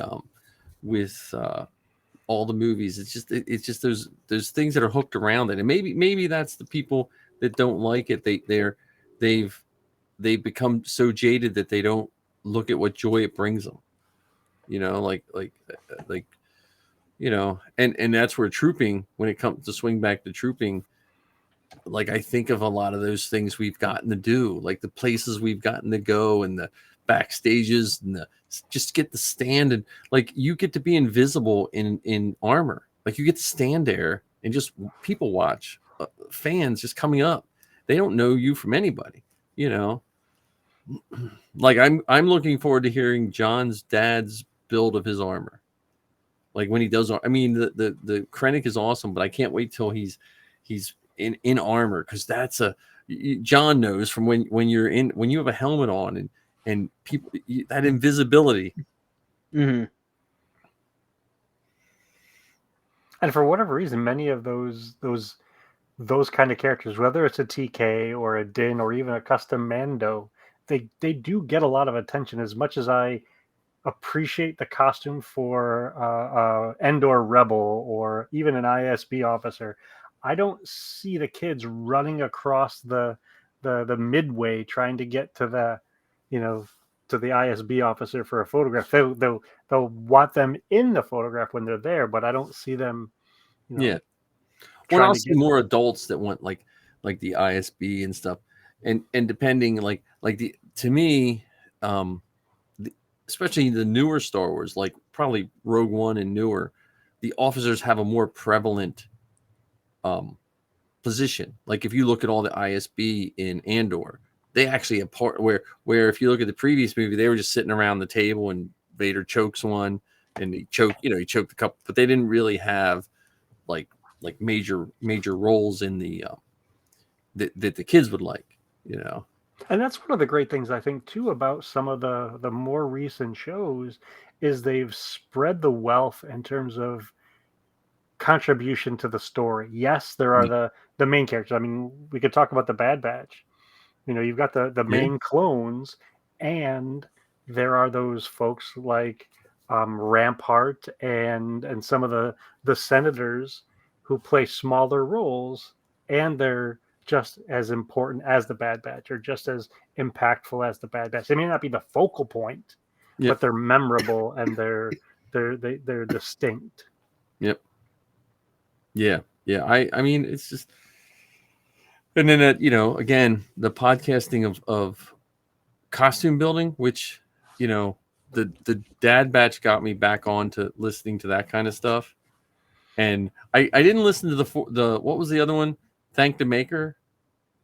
That was us. I didn't listen to that for the longest time for loyalty to you, Ken, because they took your name. But now with the Armor Party, then I've kind of swung back. Yeah, because I think they're friends, right? Yeah. So I've swung in and listened to them a few times.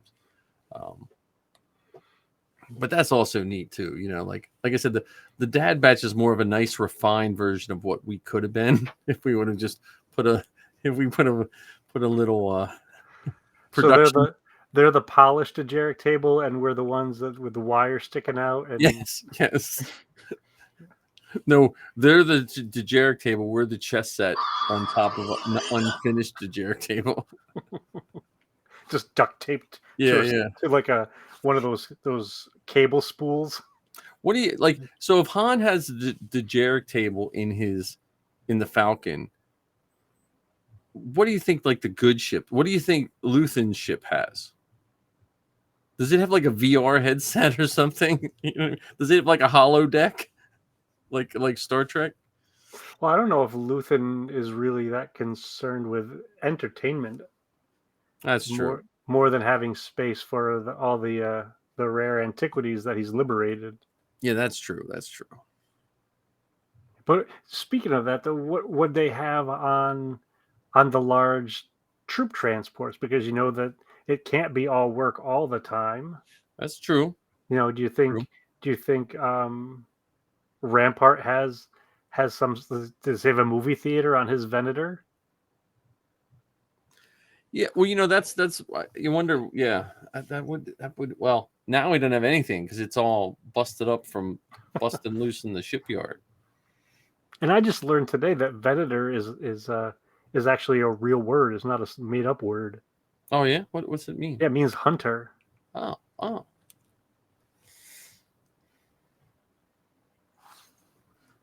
Not a word, not a 1-for-1 match of that, but yeah.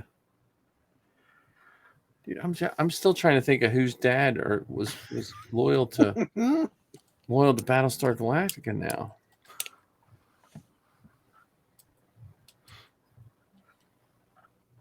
It'll come to you at some point. I know, but I see what I did was I went and cleaned out a lot of my podcasts because, I knew Star Wars podcast day was coming out. Mm-hmm. So I was like, I better clean out my. Speaking of cleaning up, and I know I'd mentioned to you guys a little challenge to listen to a couple shows. Let's up the game a little bit. Let's listen to a couple shows and see if there are any of them that we'd want to invite onto our show to chat with. Yes, that sounds. Yeah. I heard there was this really good podcast that took place, or that took part of Star Wars Podcast Day. It's kind of underground. It's called Star Wars Geek Girl. I think we should definitely invite them on. I tell you, if you can get those both at the same time, you're working a miracle because those two girls are like, I know you couldn't even get them both together for Star Wars Podcast Day. I know. They're like, well, do it at 1:30 on a Monday. Well, yeah, that's great, but I can't do it on a Monday.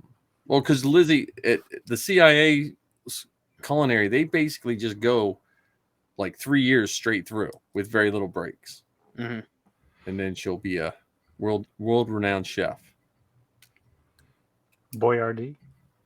To work at the Star Wars cruiser. Star Wars, whatever you call it. What's it called? The Halcyon? The Halcyon. Halcyon. The Galactic Star Cruiser. And I don't care what anyone says. If I had the money, I would do it. Oh, yeah. If I had the money. Well,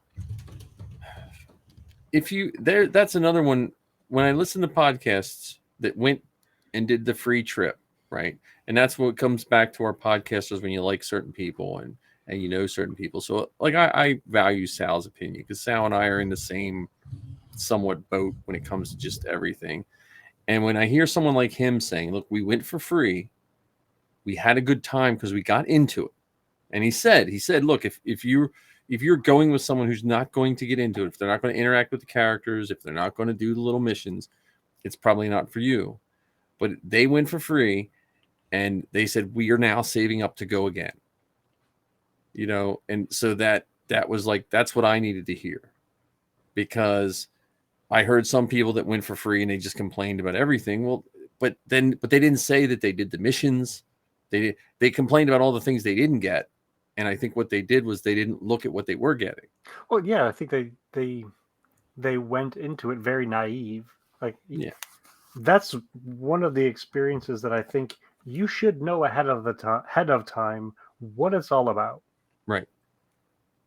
Because if you don't realize that it's going to be role playing and you're going to your point, have little missions and you're going to go to the park for this time and that time, and it's part of the experience.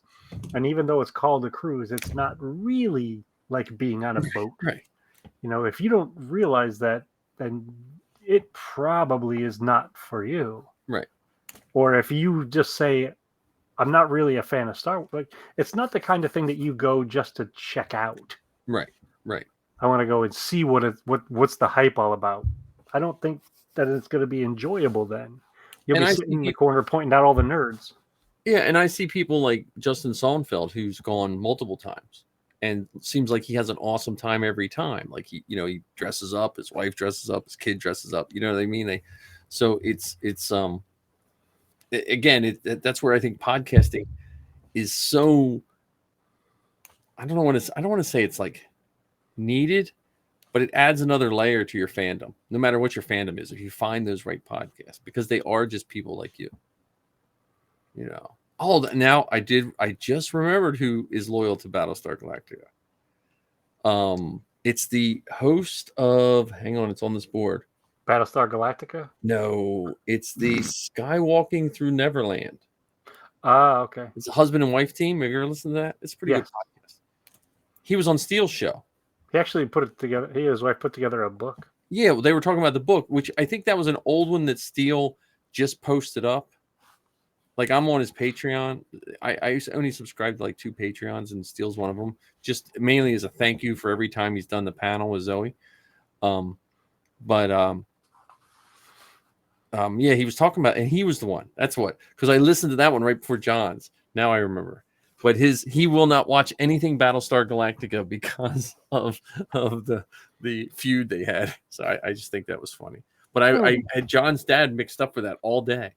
Well, it's kind of funny then, because he probably shouldn't watch the Star Wars Holiday Special because the art was done by Ralph McQuarrie, and Ralph McQuarrie did some of the art for Battlestar Galactica. Well, he likes Ralph McQuarrie because he had a correspondence with Ralph McQuarrie when he was a kid. Like, he wrote him some letters, and McQuarrie wrote him back. So that's cool. So I don't know. But again, that's podcasting in the sense that there's people. Like, I always thought, before I met Steele, well, Steele's like a big podcaster. I'll never, meet him. Like, and then I met him and have become friends with him. And he's like, when Zoe was out in California, he was like, here's my number. If you know, blah, blah. And the same with Full of Sith guys. The Full of Sith, I thought that was like I'm never going to talk to those guys. And it was the first free comic book day that Zoe had a podcast. They called while we were trooping. I almost missed the call. And said, hey, can Zoe co-host the Full of Sith for us? So Zoe got to co-host the Full of Sith when she just starting out, you know. And at one point in time, that was the number 1 rated podcast when they used to put Star Wars podcasts on StarWars.com. Like, they had lists of suggested podcasts. And then thanks to a few idiots, they ruined it for the rest of us. I think some of those shows should have a little sticker that's connected with their show, just a bunch of idiots. Like, we are knowingly calling ourselves a bunch of idiots, so you're either into it or you should avoid us. Well, unfortunately, when you search up Star Wars, if you go on Google and just search up Star Wars podcast, a lot of the top ones that come up are not good podcasts. Like they're not good people and they're not good podcasts, but they just have that. It's just the way that algorithm, because they've been around for so long. So certain ones come up and then people listen to them. They're going to think we're all like that. So one thing I have to figure out is how to do a better job of inviting folks to like, subscribe, and all that kind of stuff. Well, I think we're still going long today, but you know, it is storage. But I think we've gotten the time thing. We're getting better. We're not just rambling on for 4 hours straight. But I do think the regiment of I'm still thinking we need to have it broken down. I know this is a special episode. We need to have like here's our 10 segments we do, or say we come up with 20 different segments and we just pick that week. Okay, look, we're going to do armor, workbench corner, whatever we call it. What we call it? Costume corner. Huh? Costume corner. Troop time. Show and tell. All that stuff. And just do that. And we have to listen to some. Because I also think if you're a listener to another podcast and you're genuine and you say, look, I like your podcast, and because we like to hear when our podcasts are doing well. So I always try, like I always send John from the Dad Batch. I always send him a quick note after I listen to a show. Hey, John, like this, boom, boom, boom. And then I talk to the guy who does Crosshair, Brian Cook. No, is it Brian Cook? I don't know. The one that does Crosshair from the Dad Batch. I always send him a note because I know his wife and daughter did Zoe's show. So I usually send him a note and stuff, just thanking him. And if we do that, not I don't do it for any other reason other than we put this out there. It's nice to hear from somebody. It's nice to just someone to pop in and say, hey, one person listened to it. Yeah, that's why I used to get excited whenever Ark would show up. Yeah, I haven't heard from Ark in a while. Or who was the one most recently? Rural Farm Boy. Rural Farm Boy. Oh, yeah, Rural Farm Boy. He wanted us to get on Twitter, and so I started a Twitter account, but I'm just not. Twitter never stuck with me ever. Like of all the social medias, I tried it. I know a lot of people do it, but I'm just like. I'm glad I'm not the only one, because he asked me the same thing.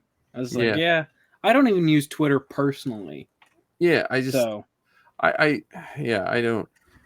And I like Instagram and Facebook because they're attached. I can just post something on Instagram and it goes up on both. Mm-hmm. And I like TikTok because it's just goofy, So. Yeah. But yeah, I think if we go out and we start reaching out to these podcasts that like you said, Ken, we reach out to them and we ask them, because everyone's in the same boat as us. They might be in a different position in the boat at a certain time, but we all want some kind of like, hey, good job. Like we have each other, but some of these people, like, imagine someone that's just doing their own podcast and doesn't have the support of other podcasters. Like that's, I know what it's like when Zoe started. Like we literally felt like we were just talking into a void. And I remember we like, hey, we got a review. Like we need to review podcasts. Like you need to give them positive reviews. I would never say give someone a bad review unless it's like super warranted. But like all that stuff it makes you feel good about your podcast. Like I think I might have given the Dad Batch their first review. I think you may have given the Forces Behind Star Wars its first review. Me? Yeah, maybe. You 100% gave the Beskar Bucket its first review. I think you actually. Hold on. I think you might still be the only review. Hang on. Hang tight. And I think that's another reason too of going through that list of all the folks who contributed to Star Wars Podcast Day, to do exactly what you're talking about, Mike. If we find some of those shows that are funny or informative or creative that we enjoy, let's share that love. Yeah. Well, that's what I mean. Like, because it can be lonely. Like again, when the girls started, it was still a pain to make a podcast, so by the time putting theirs out, you didn't have time to like, but now you can put a podcast out pretty quick and pretty easy, relatively speaking, technology wise, And I just got a message. Do I know somebody? But I'm trying to figure out where that message came from. It came up on my screen. It was like, hey, do you know so-and-so? And I'm like, I don't see where it came from. So I don't know what I was thinking when we were podcasting, but I guess not. I don't know. Mike, you are one of 2 ratings. Nice. But the only review. I'm the only review? The only, text review. Well, Well, so... yeah, I mean... I agree, Ken. If we just reach out, find a good podcast, go down the list, because at least the ones I've glanced listening to so far, most of them seem okay. And again, if it's not for me, I'm not going to get on here and say, "Well, don't listen to that one; it sucks." I'm just that's why I didn't want to share the names of the ones that I had listened. So let's do this. Let's take that list, divide it in thirds. Okay. I'll take the middle third. John, you want to take the upper third? Sure. Is there a list on a spreadsheet somewhere we can find? You made a list of. You made a post with all of them. Oh yeah. That was a nightmare. Let me see. Obviously, didn't remember it though. Huh? You didn't remember you did it. Dude, I get in what were you? I would get in social media moods, and I just start posting up random crap. That's why. Just be glad I don't post when I'm tired, because I would probably go on incredibly, really mean rants sometimes. It's all these Georgie Award things getting in my way right now. Let me see if this was the. Yeah, here we go. Oh yeah, there's a crap ton. A crap ton.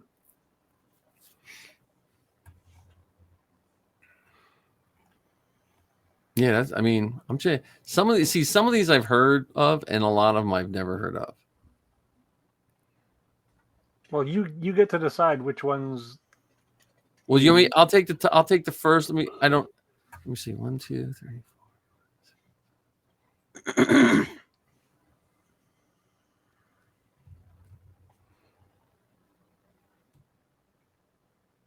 God, we're gonna have a lot of dead air here.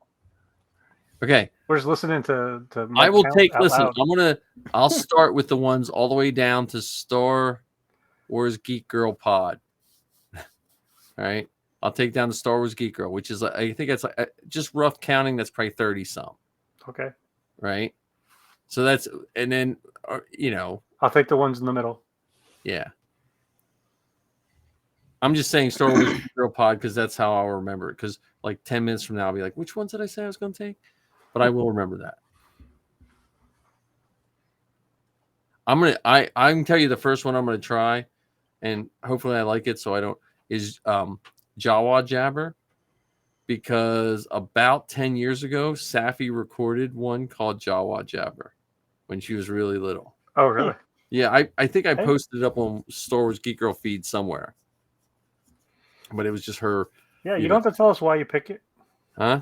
You don't think you don't. No, but I'm saying that's why I'm going to pick it. I'm just going to go by the name, No fair, Ken. You get your own podcasts.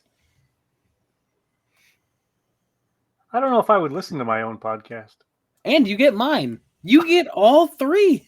There we go. So you think I planned it or something? Will be like, I picked 3 and I couldn't say anything good about them, so I'm going to have to move on to the next one. Ken, you were pretty quick on the draw when you're like, I'll take the middle third.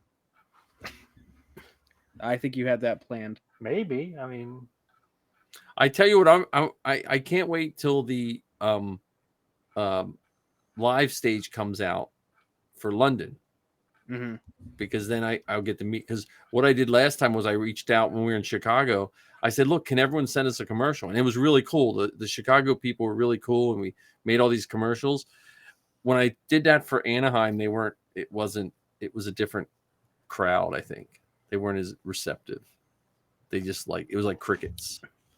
Mm-hmm. So I do have to figure out if I have to make sure I turn on my international phone service because I don't want to broadcast live and then get like a $600. The most expensive podcast ever. Huh? Yeah. The most expensive podcast ever. I'll make it pay-per-view then. Now, so here, let's end this podcasting thing. So the two things. One, I'm looking forward to John's AI episode. It's fantastic. Okay. It's probably so that I'm looking forward to. But the last thing is thoughts on, I'm not saying this that we would do this, but thoughts on podcasts that have paywalls or Patreon.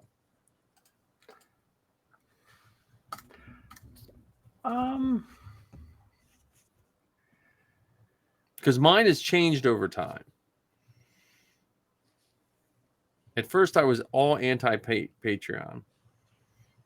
I'm still relatively anti-Patreon for like Zoe's podcast and the stuff I do just because of why we do it.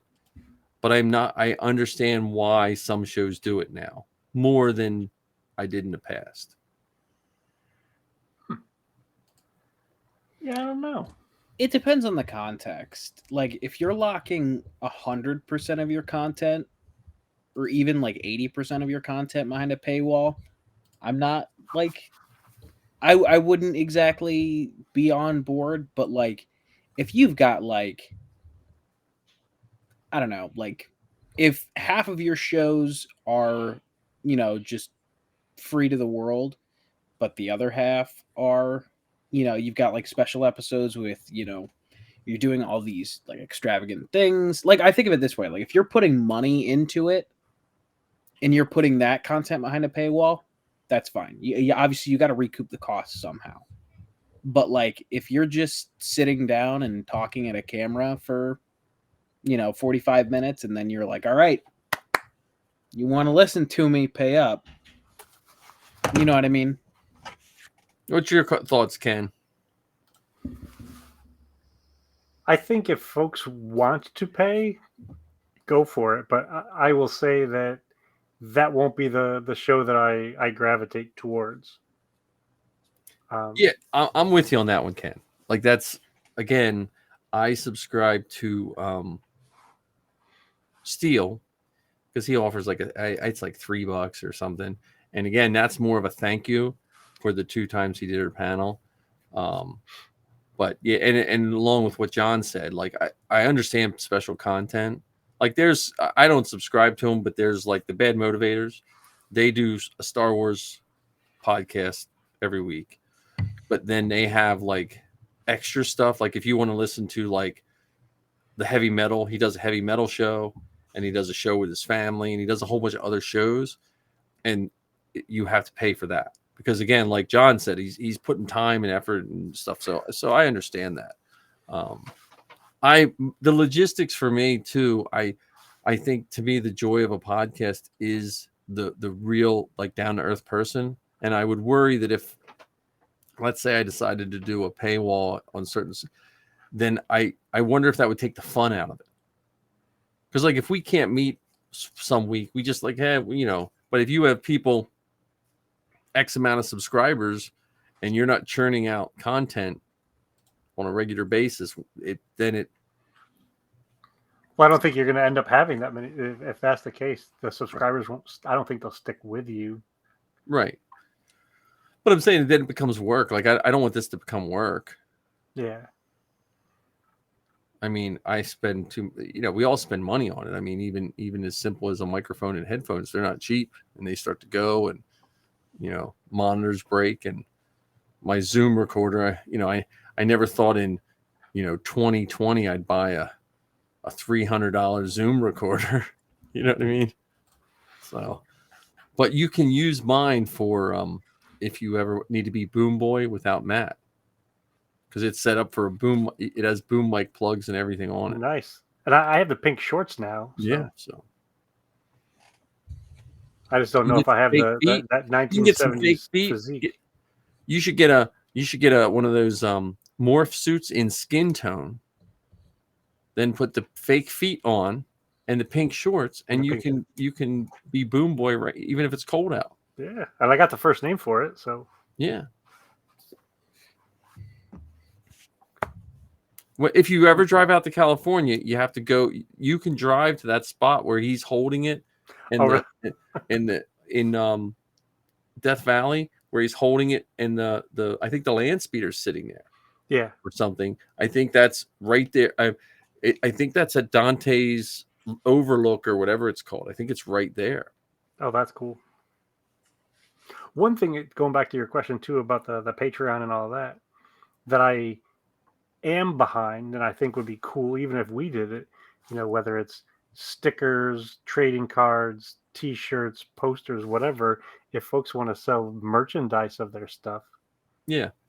I mean, I know Father and Son Galaxy does it. I know, a whole bunch of groups do it. Yeah, that I think is fun because then it's celebrating that show in a different way. Just like I wear a Star Wars T-shirt. I wear a Star Wars T-shirt to let the world know I'm a geek and they should avoid me at all costs. Right. Right. But with the podcast T-shirts, it shows that I listen to your show and I want the world to know. Yeah, Steel has a bunch of T-shirts. We get TeePublic shirts for Zoe, and we get copyright violations all the time. It's because you're using the Star Wars logo, man. No, even when we don't use the logo, we had one that was it was just a color pattern of something. It wasn't the right logo or anything. It was just it gets reported. It's just I think some people just go around and report people that they're either jealous of, because I see people with full on looking just like a Star Wars shirt and they're on there forever, and then we'll just get we got a copyright violation for a shirt that's been up for 4 years. It was just like, oh, we got to take this shirt down. I'm like, all right, whatever. So, but yeah, no, I agree with that, Ken. I do like the merch. I've looked at Father Son Galaxy. Father and Son Galaxy. They should put in small parentheses. Mom too, because Mom does all their PR, man, and that lady's a genius. And they had a good live stage show too. I'm hoping when's that con back again? That's usually late summer, I think. Yeah, in Philadelphia. That one I would love to do that one I would love to put in for, because that was a beautiful stage setup. They even Celebration doesn't give you technicians. They literally okay, there's your soundboard, plug your stuff in, and they had guys running the board for them. Yeah, they'll be back in Philadelphia June 2nd through the 4th. Okay. Fan Expo Philly. We'll have to see what's up for that. Wait, what was the dates again? June 2nd through June 4th. Yeah. What's the name of that con? Is that Fan Expo? Fan Expo. Well, I'm missing Fan Expo Cleveland, so might have to make an exception for Fan Expo Philly. Well, hey, if that's we could do a stage show. Yeah. Yeah, that sounds fun. We could be in the prisoner uniforms and run around in our fake feet, rubber feet. Did you guys see the AliExpress ones? Yeah, you know what, John? I didn't see the price of them though. $30. $30. Really? John from the Dad Batch got them. He said it's kind of thin, but he said it's okay. But I was looking at them, and honestly, I was like, well, I wonder if you bought one of those and then went to Harbor Freight and bought one of the paper paint suits to just wear underneath. Mm-hmm. If it's super thin. Are you worried about your business showing, or are you worried about it? Just that's what they were saying. It might, depending on, he just said it looked a little thin. So he got one. He says nice. I mean, you can't expect much for $30. You can barely get 2 T-shirts. And the ones that make are really t-shirt. Nice, but man, the price just keeps creeping up on them. I was like, I could buy armor for that. That's a kind of a cool thing, but not, Crow props. Their pre-orders are reasonably affordable, though. Are they really? Yeah, I think he's out of. It's Italy. Huh? I think it's Italy. Oh, Italy. Okay, I think I've talked to him before when I was working on the animated TIE pilot. So, yeah, because their pre-orders right now. I think he just posted in the forum or in the Facebook group that he just got the roll of the fabric today. But yeah, $230. Yeah. So, and he does good stuff. Yep. Yeah. What? Well, before we wrap this up, we haven't mentioned it yet, and I made sure to mention it on my show. For those of you listening, Star Wars Podcast Day, the reason that we're doing this is it is the 24th anniversary of Jedi Talk. It debuted on February 7th, 1999. Obviously, we're recording this on the 8th. However, it is the 24th anniversary.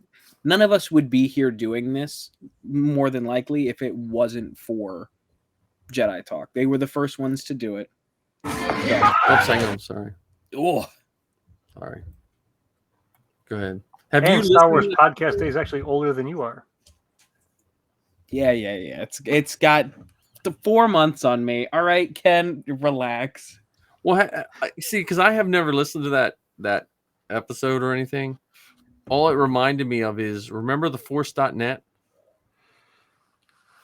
Yes. That's where they used to host all the fan films. Pre-YouTube. Like, this was,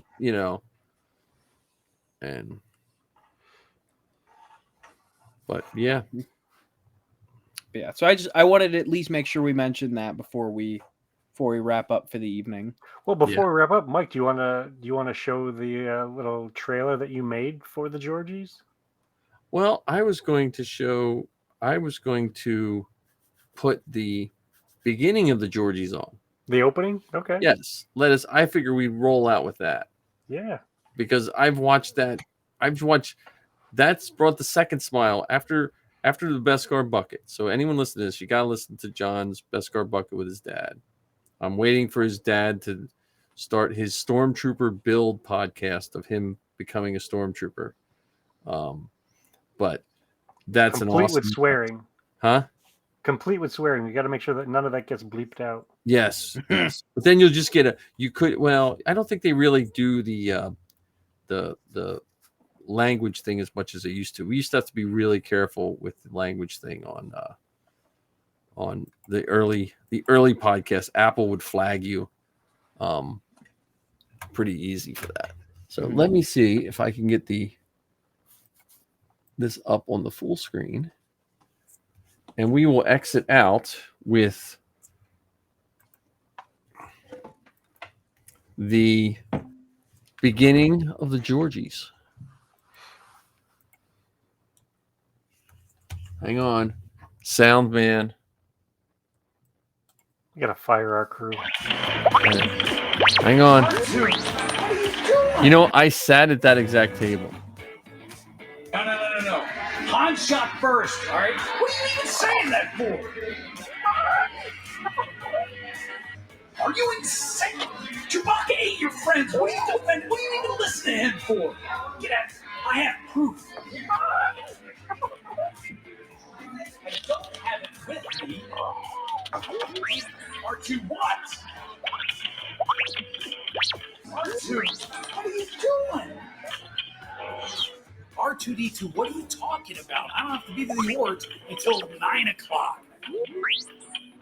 Oh, Eastern Standard Time. Oh, I gotta go. I have a feeling the dark side's trying to prevent me from getting to the awards.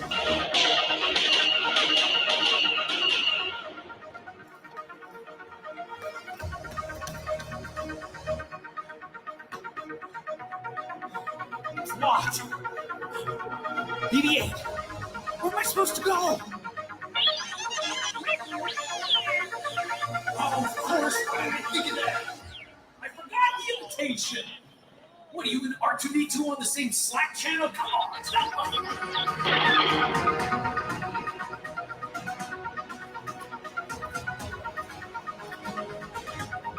All right, ladies and gentlemen, the dark side tried to stop us, but we made it. We made it to where it all began, here at the Chinese Theater on Hollywood Boulevard.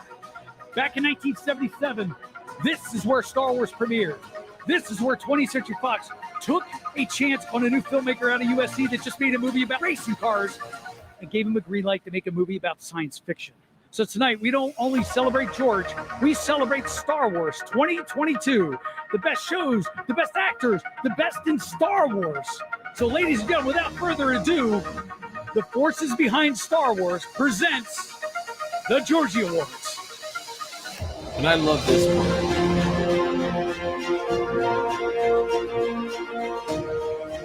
Yeah, this part was fantastic. I got goosebumps.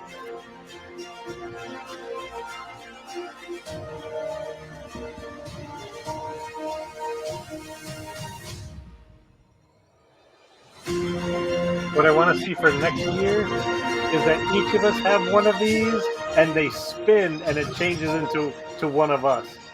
So the panel spin, and it shows Steven. The panel spin, it shows John. The panel spin, and it shows Anthony. How cool would that be?